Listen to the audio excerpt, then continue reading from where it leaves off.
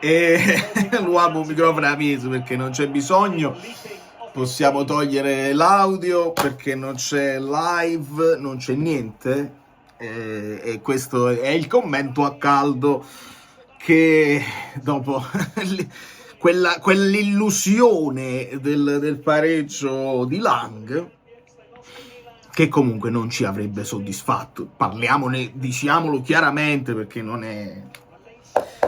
Allora, non sono più abituato a fare i commenti a caldo. Vi chiedo di lasciare un like, perché questo è il video che si guardano gli avversari. Quindi voi combattete con i like, giusto per così. E poi domani ci sarà la reaction, che è ancora stop reaction, che stavo ancora registrando, dove mi sentirete dire qualsiasi cosa, e cerco di dire qualcosa di diverso adesso in Simeone, Vergara, si abbraccia Vergara. Signori, primo tempo veramente, veramente mediocre, e io non lo so, ditemi voi se il secondo tempo è peggio o no, perché tu può capitare che rimbalza il pallone Gilmour, Simeone, poi parliamo di Simeone, che Simeone va in copertina, Simeone merita un applauso gigante. Non può capitare che prendi, sta capitando spesso che Napoli prende gol prende sempre gol, prende troppo spesso gol. Però anche il Torino ne aveva subiti 13 in 6 partite, la goleada con l'Inter, eccetera, eccetera, non sei stato in grado di segnare.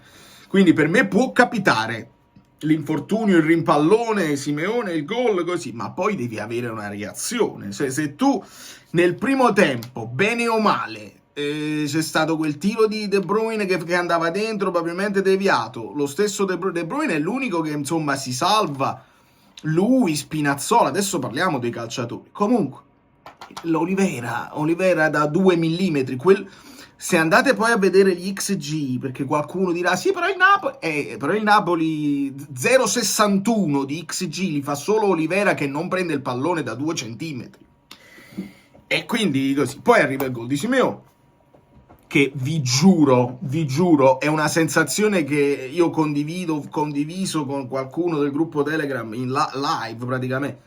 Io quello non voleva segnare, cioè a me mi ha dato proprio l'impressione, faccio un tocco in più, qualcuno mi falci, qualcuno mi contrasti, si prenda il pallone, niente, nessuno è riuscito a metterci una piede davanti così, ha scartato pure il portiere e ha segnato.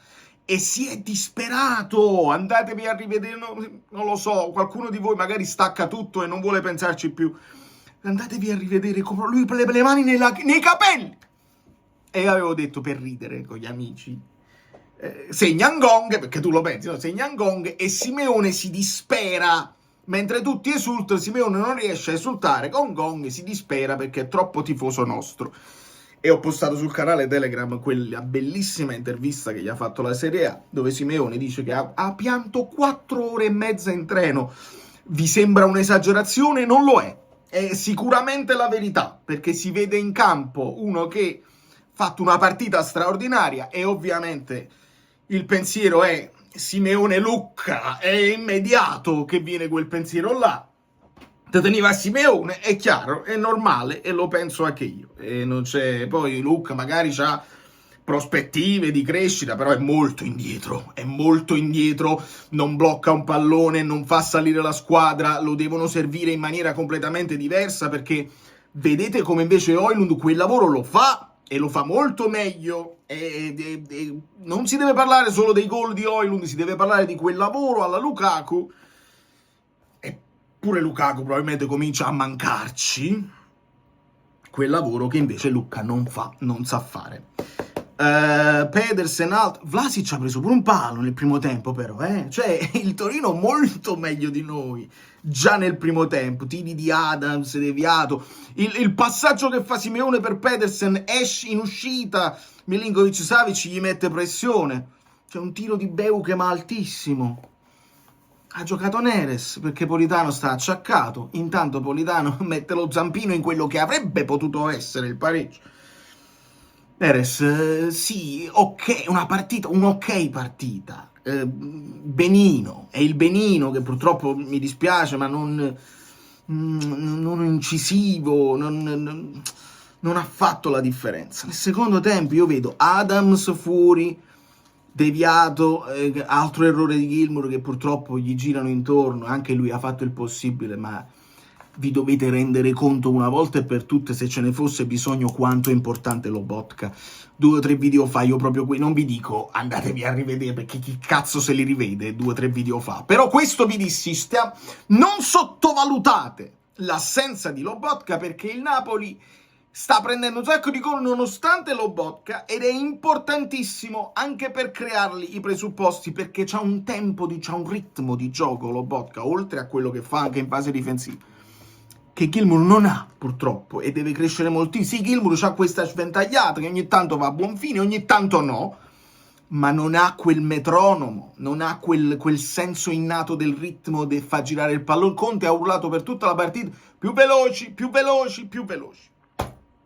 Casadei di testa alta, Spina poi è cresciuto un pochino, su quella fascia ha fatto quello che poteva, ha fatto un po' il lavoro di tutti, nel senso che si è provato a fare i cross, ha provato a tirare, tiri che stavolta non come il Pisa, stavolta sono finiti centrali o comunque non fortissimi.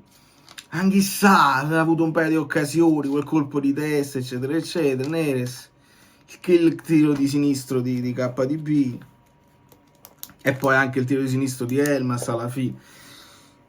E poi Lang, perché poi Lang entra, e io ogni partita ve lo sentite dire, e l'ho ripetuto anche, lo vedrete domani in reaction, dico Lang, questa ha da essere la partita tua, e quasi lo stava diventando, perché poteva essere, non è che abbia fatto niente di che, però era vivace, un passaggio a Kevin l'aveva fatto, e poi qua, non ve la dovete perdere la reaction, perché è proprio quel momento in cui, bloccato in gola, non tu lo ha, ma yet, perché si intuisce subito che sei possibilmente, probabilmente, plausibilmente in fuorigioco, quindi non tu lo ha, ma yet, mantiene del gol, niente. Quindi ti prendi l'ammonizione e il gol viene pure annullato, ma l'1-1 non avrebbe tolto acqua dalla sete, perché si sarebbe parlato di cuore Napoli che non molla mai, che sconfitta la devono sentire tutti, la deve sentire l'allenatore,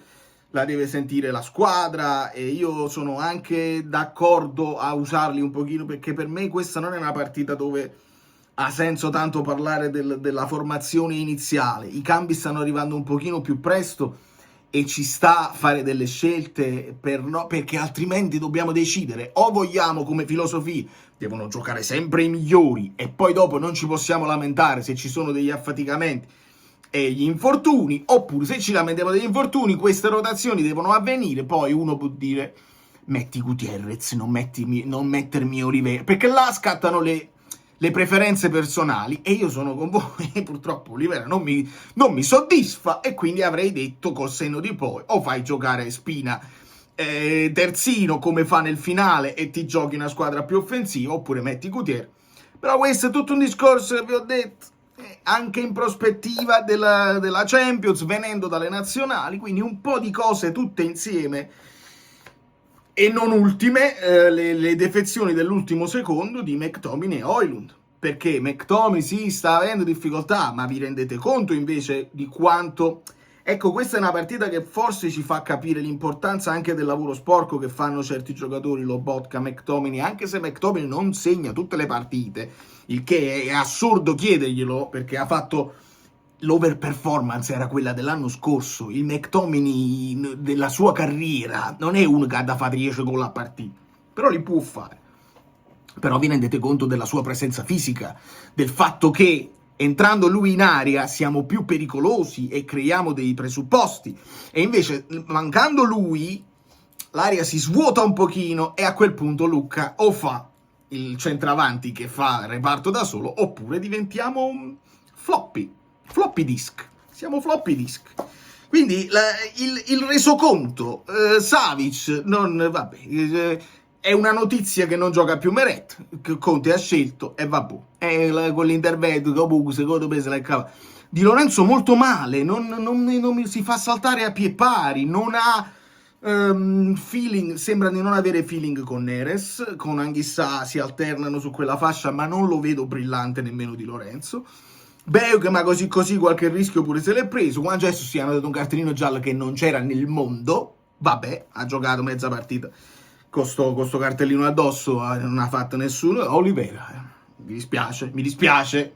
Poi verranno le pagelle, ma mi dispiace. A caldo mi dispiace Olivera, mi dispiace Gilmour e mi dispiace Lucca. Sono quelle cose che non riesco a sopportare. De Bruyne ha cercato di fare un po' di tutto, ha cercato di mantenere la calma, poi finisce lui regista quando levi Gilmour alla fine. Le occasioni le ha create, secondo me il secondo calcio di punizione che Neres tira alle stelle li tirasse tutti Kevin, perché io li ho visti i gol che hanno in carriera e il piede non si cambia, quindi li tirasse tutti Kevin come se fossero calci di rigore e almeno non fa niente, cioè Neres si faccia da parte di fronte a uno che si chiama Kevin De Bruyne. Neres così, Lucca può diventare il video delle banalità. Spina ci ha messo tutto l'impegno possibile, però qualche cross un pochino troppo morbido, e quando sono troppo morbidi è difficile far gol. Lang che entra, volenteroso, Buongiorno che ha rivisto un attimo il campo, Ambrosino pure lui non ha potuto bloccare un pallone, e Politano al posto di ha avuto un impatto paradossalmente migliore di altri che invece, vabbè.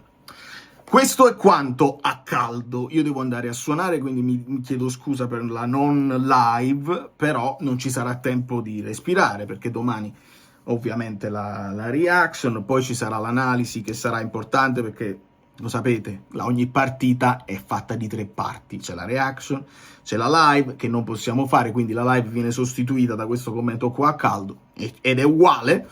Voi la riempite con i vostri commenti, e poi c'è l'analisi a freddo, dove io metto tutte le cose davanti e mi rivedo come arriva il tiro di Vlasic che prende il palo interno, mi rivedo degli imbarazzi a centrocampo dove il Napoli non è stato dominante come al solito. Poi sì, possesso palla, speriamo di non parlare, in conferenza di non accampare scuse, di non dire che avremmo meritato, perché per me questa non l'avremmo meritata.